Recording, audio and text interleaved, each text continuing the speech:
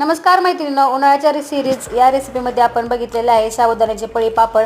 करायला अगदी सोपी पद्धत आहे आणि परफेक्ट असं प्रमाण झाले की आपले साबुदाण्याचे पापड आहे ते बिघडत नाहीत.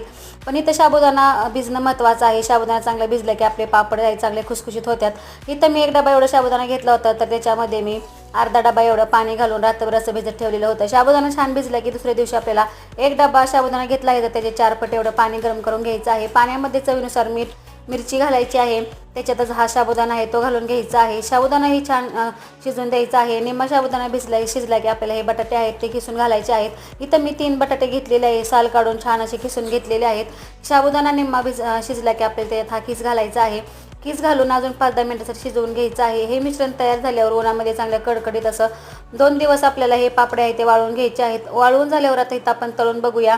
तेल चांगलं कडकडीत गरम करून घ्यायचं आहे. पापड तळून झालेला आहे, मस्त फुललेला आहे. सबस्क्राईब करा.